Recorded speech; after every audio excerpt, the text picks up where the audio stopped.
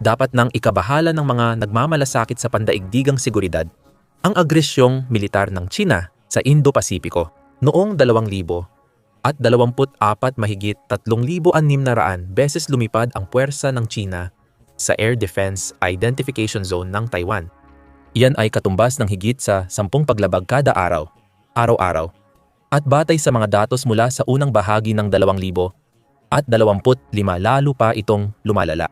Ayon sa tala, mahigit 12 beses kada araw lumabag ang China sa Air Defense Identification Zone noong Enero at Pebrero 2025. Pero hindi lang ito tungkol sa mga numero, lalong tumindi ang mga gray zone tactics ng China, kung saan ilang undersea cable na nag-uugnay sa Taiwan sa ibang bansa ang misteryosong naputol. Mula 2023, regular nang nag-ooperate sa teritorial na tubig ng Taiwan ang mga barko ng China Coast Guard na nagsasagawa ng tinatawag ng Beijing na pagpapatupad ng batas. Ang mensahe mula sa Beijing ay nauubos na ang oras ng Taiwan. Kaya naman may malaking plano ang Taiwan, praktikal na pagbabago sa militar, at malinaw na estratehiya para depensahan ang teritoryo sa oras ng pananakop. Halos umabot sa 40 bilyon ang halaga nito. Kaya pag-usapan natin kung ano nga ba talaga ang nabibili ng 40 bilyon na iyon. Noong Nobyembre 2025, sinabi ni Pangulong Lai Ching-te ng Taiwan na magiging handa na ang Taiwan sa labanan pagsapit ng 2027 suportado ng malaking 40 bilyong espesyal na budget para sa depensa at target na itaas ang gastusin sa depensa sa 5% ng gross domestic product pagsapit ng 2030 higit doble sa kasalukuyan. Hindi lang basta-basta pagwawaldas ng pera ito sa problema. Ang pagbabagong ito ay nakasentro sa tinatawag ng mga military strategists na porcupine strategy, kung saan gagawing napakasakit lunukin ang Taiwan kaya hindi na ito susubukan ng China. Ayon sa ulat, ang dagdag na budget sa depensa ay gagamitin mula 2026 hanggang 2033 para sa misil, drone, at artificial intelligence systems. Ang tunay na magpapabago ng laro ay kung paano pagsasamahin ng Taiwan ang kakayahang ito sa kooperasyon ng United States at bagong sistema ng depensa sa himpapawid. Ngayon, mahalagang bahagi ng bagong estratehiya ng Taiwan ang T-Dome, isang multi-layered na depensa sa himpapawid. Parang galing sa science fiction ang tunog niyan, pero totoong-totoo ito. Ipinakilala ang sistema sa National Day speech noong Oktubre 2025 na pinagsasama ang advanced sensors, AI-enabled na desisyon, at interception para mabilis matukoy at mapigilan ang mga banta. Bakit napakahalaga ng bilis? Ayon kay Su Zuyun, Direktor ng Defense Strategy at Resources sa National Defense and Security Research Institute ng Taiwan, ang sagot ay simple lang: kakulangan ng oras. Kailangang tumugon ng Taiwan sa isang unang pag-atake dahil sa napakaliit na distansya sa pagitan ng mainland China at ng isla na ang Taiwan Strait ay 80 milya lang ang lapad. Ang mga ground-launched ballistic missiles mula mainland China ay magbibigay sa Taiwan ng babalang wala pang 10 minuto. Halos wala ng oras para makarik, magpa-take off ng mga fighter jet, mag-abiso sa mga sibilyan, at pagganahin ang depensa. Pero nagbago na ang China. Ang mga bagong sea-based missiles na inilulunsad mula sa mga barkong pandigma ng China ay maaring umabot sa Taiwan sa loob lamang ng 3 minuto. Halos hindi sapat ang oras na yon para magpatunog ng alarma, lalo na para makapaghanda ng epektibong depensa. Ang hukbong dagat ng China, pinakamalaki ngayon sa mundo na may mahigit 750 barkong pandigma, ay inuuna ang mga makabago at multi-role na barko gaya ng destroyer, cruiser, carrier, at amphibious assault ship. Partikular na idinisenyo para sa ganitong sitwasyon. Ang PLA Navy ay may 3 operational na aircraft carrier at may ika-4 na ginagawa pa. Tinutugunan ito ng T-Dome sa paglikha ng integrated network na kayang mag-track, mag-prioritize, at tumugon sa maraming banta gamit ang artificial intelligence. Sa teorya, ang pagsasama ng threat sensors, AI, na mas mabilis magproseso ng datos, at automated weapon systems na agad tumutugon sa target, nagpapataas ng halaga ng ganitong investment. Bukod dito, ang pagpapalakas ng T-Dome ay hindi lang nagpapahusay sa kakayahan ng Taiwan na mag-intercept, kundi nagpapataas din ng panganib para sa PLA. Kaya mas malabong simulan ng Beijing ang military adventure sa umpisa pa lang. Ito ay pananakot gamit ang ipinakitang kakayahan. At habang ang Taiwan ay gumagawa ng kahangahangang sariling mga sistema ng sandata, ang mga kagamitang militar ng Amerika ang bumubuo sa gulugod ng kakayahan ng isla sa karaniwang depensa. Ang una sa mga ito ay ang F-16 Block 70 fighters na siyang pinakamahalagang modernisasyon ng Taiwan sa kanilang Air Force. Hindi tulad ng mga lumang F-16 ang V-variant ay may tampok na Active Electronically Scanned Array or Active Electronically Scanned Array Radar. Ang APG-83 kayang subaybayan ng radar na ito ang maraming target ng sabay. Habang nananatiling mahirap itong matukoy, tatanggap ang Taiwan ng 66 na bagong F-16 na inaasahang maihahatid lahat sa 2,026. Dagdag pa rito, 141 na mas lumang modelo ng F-17AB ang ina-upgrade sa 5 standard. Nabubuo ng isang matatag na puwersa ng depensibong fighter na may 207 na eroplano. Mahalaga, ang APG-83 radar ay nagbibigay ng kakayahan na halos katulad ng 5th generation fighter pero sa presyo ng ika-4 na henerasyon. Ang F-16 ay mas madaling gamitin kaysa sa mas modernong plataporma dahil mas kaunti ang kailangan nitong pagsasanay. Dahil sa maliit na airspace ng Taiwan, ang F-16V ay pwedeng magsagawa ng hit-and-run attacks gamit ang long-range missiles bago umatras sa matitibay na silungan. Malaki ang tsansa na ang mga fighter ang pangunahing puwersa ng opensiba ng Taiwan, habang ang mga helicopter ay pangdepensa. Ang attack helicopter, 6 na 4E Apache, dito ay nagbibigay ng close air support gamit ang Hellfire missile at chain gun. Kayang mag-detect at magklasipika ng longbow radar ng E-variant ng mga target kahit lampas visual range. Mahalaga lalo na sa madalas maulap na panahon sa Taiwan. Mahalaga ang mga helicopter na ito dahil kahit nagmo-modernize ang Air Force ng Taiwan, hindi pa rin nila matapatan ang dami ng puwersa ng China. Kayang magtago ng attack helicopter sa lambak at urban na lugar. Tapos mabilis umatake at maglaho para maiwasan ang pag-atake ng China. Umaasa ang Taiwan sa 9 na Patriot missile batteries na inilagay para protektahan ang pangunahing sentro ng populasyon at pasilidad militar. Ang PAC-3 variant ay gumagamit ng hit-to-kill technology. Binabangga ang paparating na missile sa halip na pasabugin ito gamit ang shrapnel. Mas epektibo ang kinetic kill na paraan laban sa mga warhead ng ballistic missile na kayang mabuhay kahit malapit ang pagsabog. Ang PAC-3 project ay nagkakahalaga ng halos 10 bilyon at matatapos sa 2027, kung saan daan-daang compatible na missile ang idini-deliver taon-taon ng Estados Unidos. Malaki ang posibilidad na susuportahan ng pambansang Advanced Surface-to-Air Missile System ng Taiwan o Norwegian Advanced Surface-to-Air Missile System, ang Patriot System, na pinagsasama ang makabagong teknolohiya ng radar at mga high-precision na missile para labanan ang mga target mula sa mga eroplano hanggang sa cruise missile. Napatunayan din nitong epektibo ito laban sa mas maliliit na target tulad ng mga drone. Natiyak na magiging malaking bahagi ng labanan sa hinaharap dahil kaya nitong pagsamahin ang iba't ibang radar at launch platform. Ang sistema ay akma para sa depensang kapaligiran na kailangang mabilis mag-adjust dahil maliit lang ang lupa ng Taiwan na 13,776 na milya kwadrado, kaunting NASAMS batteries lang ang kailangan para maprotektahan ang pangunahing sentro ng populasyon. Inaprubahan ng Estados Unidos ang pagbebenta ng 3 battery sa Taiwan noong Oktubre 2024 at inaasahang darating ang unang battery sa 2025. Ang High Mobility Artillery Rocket System or High Mobility Artillery Rocket System ay nagpapalakas ng tumpak at malalim na pag-atake. Dahil sa fire and forget mobility, bawat launcher sa track ay kayang magpaputok ng 6 na guided rockets na abot 50 milya ang layo. Pagkatapos, agad lilipat ng pwesto bago dumating ang counter-battery fire ng China, lalo na kung may ATACMS tactical ballistic missiles. Ang abot ng mga ito ay halos 200 milya, sapat para tumawid sa Taiwan Strait. at tamaan ang mga staging area sa mainland China. Bumibili rin ang Taiwan ng daan-daang Harpoon anti-ship missiles na pwedeng ilunsad mula ere at lupa na may abot na 100 milya. Mahigit 400 Javelin na portable na anti-tank na sandata at 1,000 at 400 tube-launched optically tracked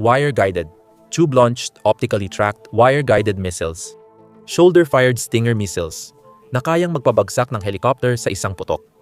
Kaya napipilitang umasa ang China sa mid- at long-range na estratehiya.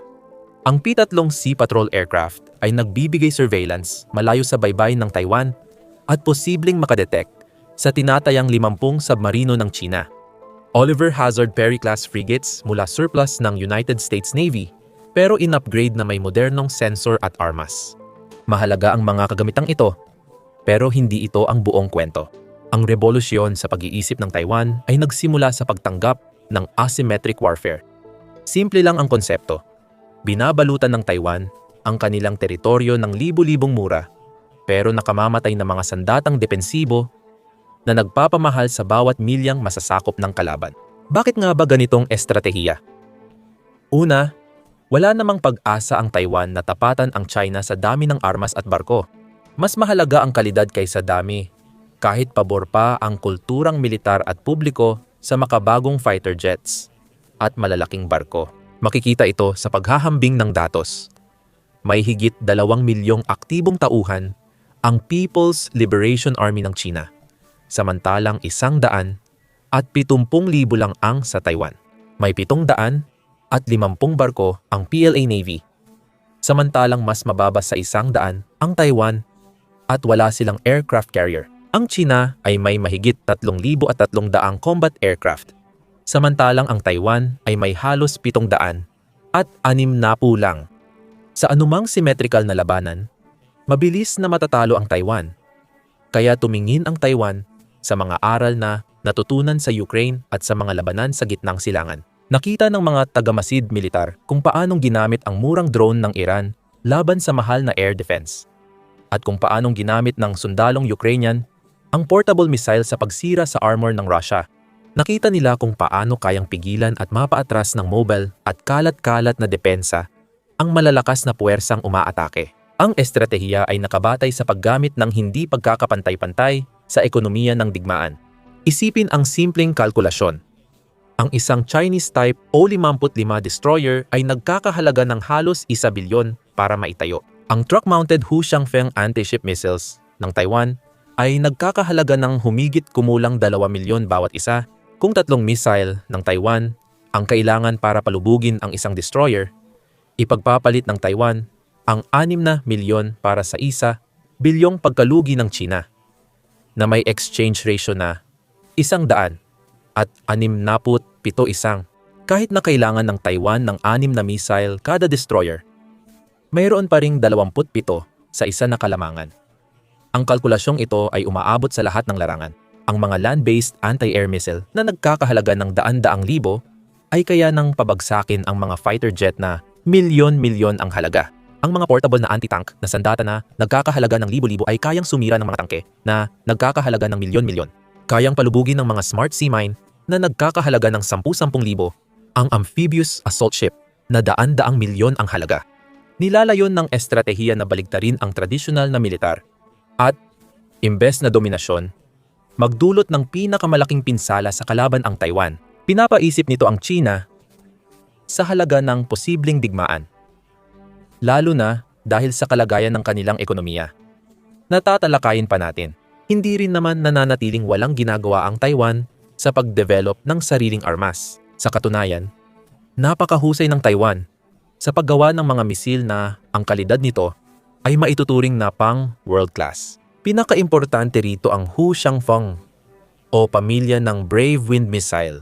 Ang Hushanfeng 3 ay isang supersonic anti-ship missile na umaabot sa Mach 3 at may abot na 160 milya. Nakakatakot ang sandatang ito dahil kaya nitong maglayag ng ilang metro lang taas mula sa ibabaw ng tubig. Dahil dito, halos hindi ito makita ng mga karaniwang radar na kadalasang nakatutok pataas para maghanap ng eroplano at ballistic missile. Pagkatapos, sa huling paglapit, Bigla itong tataas para makakuha ng momentum at kinetic energy bago bumagsak pababa sa target. Pinapababa ng pop-up maneuver ang oras ng pagtugon ng Point Defense System. Ang pinakabagong version, ang Hushi-Ang Shengland Attack Cruise Missile, ay nagpapalawak ng saklaw hanggang mahigit 400 milya. Sapat na ang layo niyan para tamaan ang kalaliman ng mainland China, kabilang ang mga pangunahing pasilidad militar at command center. Patuloy na malabo ang estratehiya ng Taiwan sa pagtukoy ng target at hindi pa rin nila tahasang binabantaan ang mga lungsod ng China. Ang pag-iral nila at pagsisikap ng Taiwan na gumawa at ipakita ng bagong misil ay sapat ng dahilan para pag-isipan ng China ang posibleng mangyari. Kung aatakehin ng China ang Taiwan, maaaring gumanti ang isla sa pag-atake sa Beijing. Nandyan din ang passive defense system na maaaring pinakamatipid na sandata ng Taiwan. Ang mga sea mine ay napakamura kung ikukumpara sa mga barkong maaari nilang sirain. Ang minang nagkakahalaga ng 10,000 dolyar ay pwedeng sumabog at sirain ang transport ship na milyong halaga. Ang parehong barko ay maaring puno ng daan-daang sundalong Tsino. Isa sa mga pangunahing kalamangan ng China sa bilang sa posibleng pananakop. Ang heograpiya ng Taiwan Strait, dahil sa mabatong ilalim at pabago-bagong agos, ay angkop para sa digmaang may mina. Maaaring maglagay ang Taiwan ng mga minang mahirap matukoy at alisin ng China.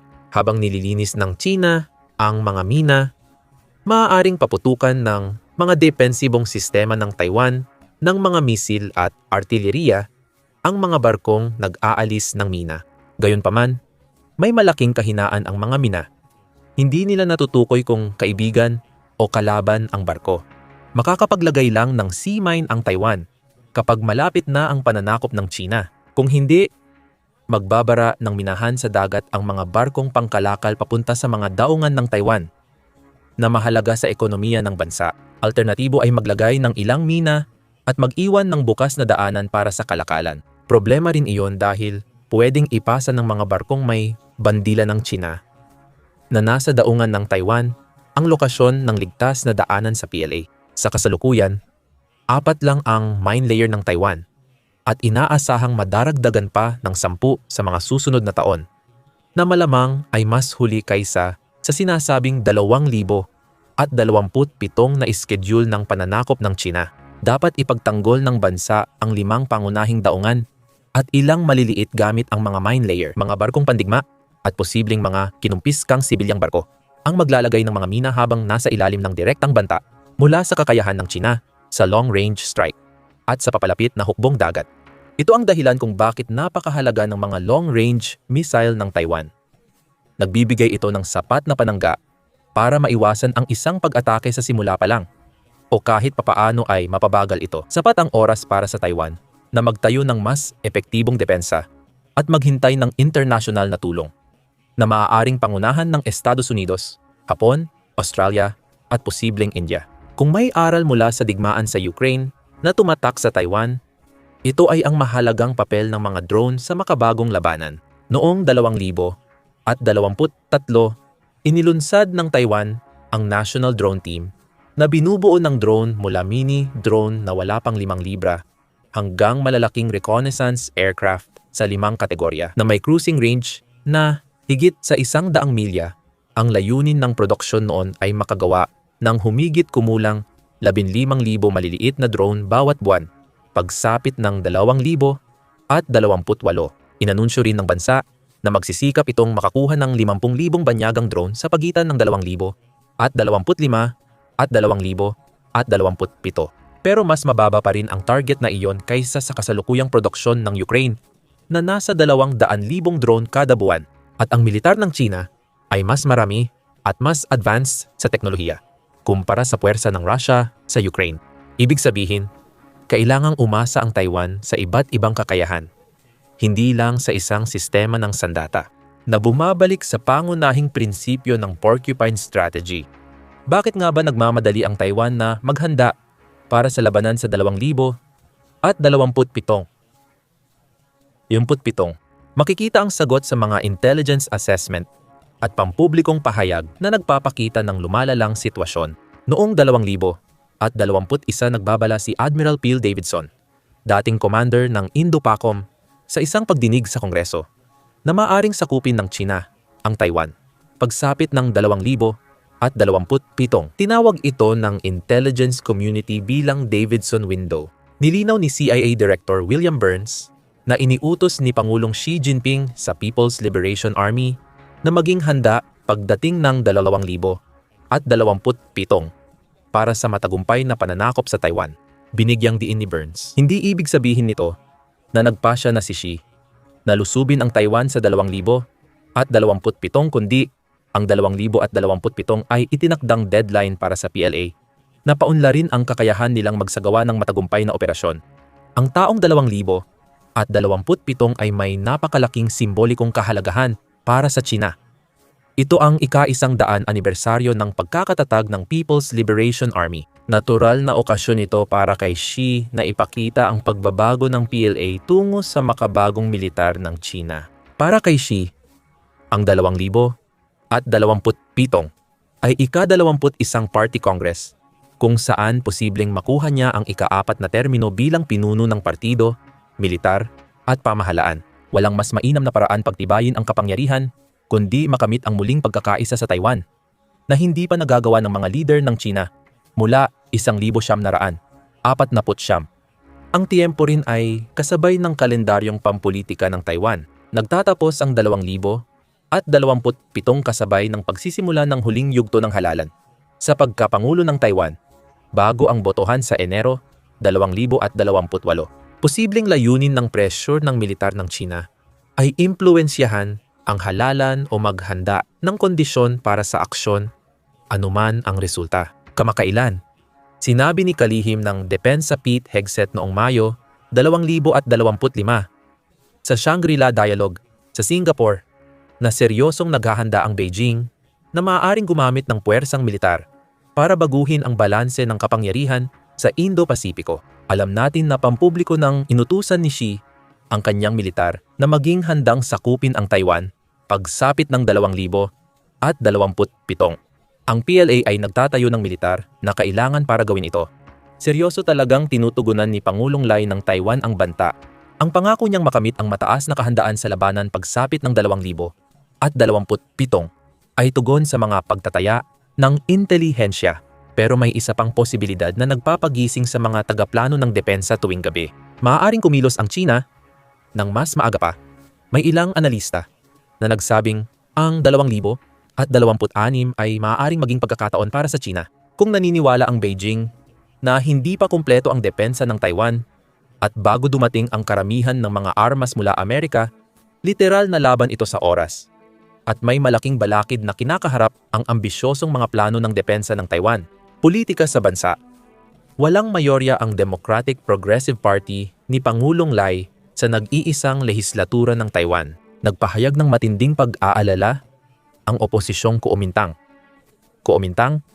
sa mga panukalang dagdag gastusin sa depensa. Nagbabala si Chung Lee-won, tagapangulo ng Kuomintang, na ang malaking gastos sa militar ay maaaring magpabigat sa pananalapi ng Taiwan at magdulot ng walang katapusang paligsahan sa armas laban sa China. Ang Kuomintang ay karaniwang nakikipag-ugnayan sa Beijing at sumusuporta sa 1,972 konsensus. Mungkahi itong balangkas na pumapayag sa magkabilang panig na igiit ang One China. Ngunit may kanya-kanyang paliwanag dito. Sabi ni Professor Ding Shufan ng Pambansang Unibersidad ng Chengchi, kalkuladong hakbang pampulitika ang ginawa ni Lai nang i-anunsyo agad ang budget sa depensa bago pa ito isumite sa parlamento. Malinaw nang ipinahayag ni Lai ang kanyang posisyon sa Estados Unidos. Kung paano haharangin ng oposisyon ang plano sa lehislatura, maaaring igiit ng namumunong partido na hindi nila ito responsibilidad. Pinapakita ng estratehiyang ito ni Lai sa Washington ang dedikasyon ng Taiwan sa sariling depensa habang naiiwasang sisihin kung hindi maipasa ang buong budget. Politikal na mahalaga rin ang timing nito. Nakikipagnegosasyon ang Taiwan sa United States para pababain ang 20 taripa sa export at tinatalakay ang kasunduan na mag-oobliga sa Taiwan na mag-invest sa semiconductor capacity ng United States at magpadala ng tauhan para sanayin ang mga manggagawang Amerikano. Iginiit ni Pangulong Lai na ang 40 bilyong dagdag sa depensa ay matagal ng planado kontra agresyon ng China at hindi konektado sa usapang Taiwan, United States. Ngunit tila kakaiba ang timing nito. Nagpadala ang Taiwan ng malinaw na mensahe sa Washington. Seryoso kami sa pagtatanggol sa sarili, kaya nararapat lang na suportahan kami ng Amerika. Dito pumapasok ang pinakamahalagang tanong sa issue ng Taiwan. Ano talaga ang gagawin ng Estados Unidos kung salakayin ito ng China? Ang United States policy sa Taiwan ay tinatawag na strategic ambiguity.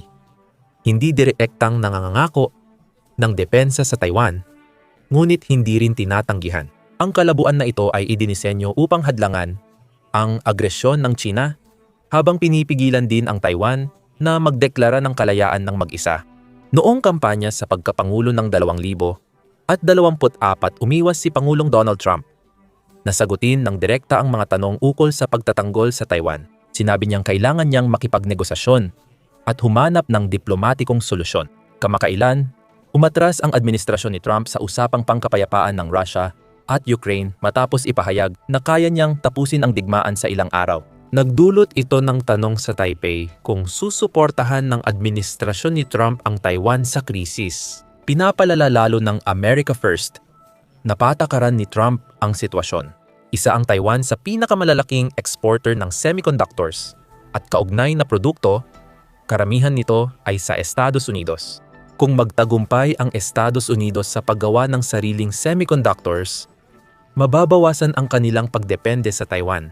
Naniniwala ang maraming analyst na makikialam ang Estados Unidos sa krisis sa Taiwan dahil sa mahahalagang dahilan. Una, mahirap palitan ang industriya ng semiconductor ng Taiwan.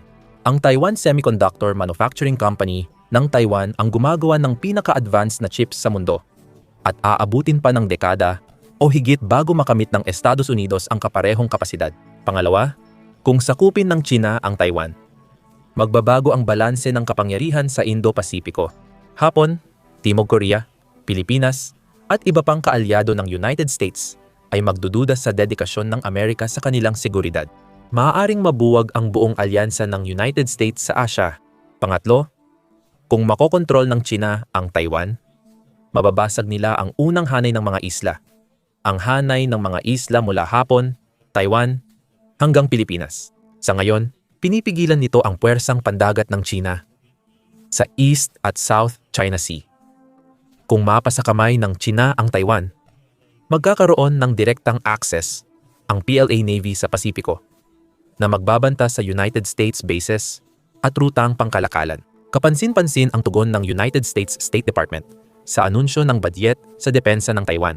Ayon sa tagapagsalita, sinusuportahan namin ang pagsuporta sa Taiwan na magkaroon ng kakayahan sa depensa laban sa banta sa kanila. Dati nang iminungkahi ni Trump na maglaan ang Taiwan ng mahigit 10% ng gross domestic product sa militar, mas mataas kaysa alinmang bansa maliban sa Ukraine at dobleng pagtatalaga ng NATO. Maganda na rin ang 5 bilang simula may isa pang bagay na maaaring pumigil sa pananakop ng China, ekonomiya. Humaharap ang China sa kahinaang maaaring gamitin ng Taiwan at mga kaalyado nito sa Strait ng Malacca, dumadaan ang 70% ng kalakalang pandagat ng China, kabilang ang 80% ng inaangkat nitong langis mula gitnang silangan. Sa makitid na lagusan sa pagitan ng Malaysia at Indonesia, kung lusubin ng China ang Taiwan, maaaring harangin ng United States at mga kaalyado ang Strait ng Malacca na agad maapektuhan ang 37% ng kalakalan ng China ng kanilang gross domestic product at maaaring biglang maglaho. Mapipilitan ang China na umasa sa mga rutang panlupa mula Russia para sa langis, gas at iba pang yaman. Ngayon, 20% ng inaangkat na langis ng China ay mula Russia. Ang pagtugon sa lahat ng enerhiya ng China ay mangangailangan ng malaking pagpapalawak ng kasalukuyang kulang na mga pipeline. Pagsamahin natin lahat ito. Kaya bang pigilan o talunin ng porcupine strategy ng Taiwan ang pananakop ng China? Maaaring oo, maaaring hindi. Ang pagbabago ng Taiwan mula sa pagtatangkang pantay na depensa patungo sa pagtanggap ng asymmetric warfare ay matibay sa estratehiya. Ang economic exchange ratio ay pabor na pabor sa nagtatanggol. Mahihirap talunin ang mobile at distributed depensa kahit ng pinakamalalakas na militar. tulad ng naranasan ng Russia sa Ukraine. Marami pa ring hamon ang hinaharap ng Taiwan. Kahit umuunlad, kulang pa rin ang produksyon nila ng drone para sa makabagong digmaan. Ang ganap na kahandaan sa labanan pagsapit ng 2,000 at 27 ay nangangahulugan na anumang pagkaantala sa pagbili, hadlang sa politika o teknikal na aberya ay naglalapit sa Taiwan sa panganib na hindi maging handa.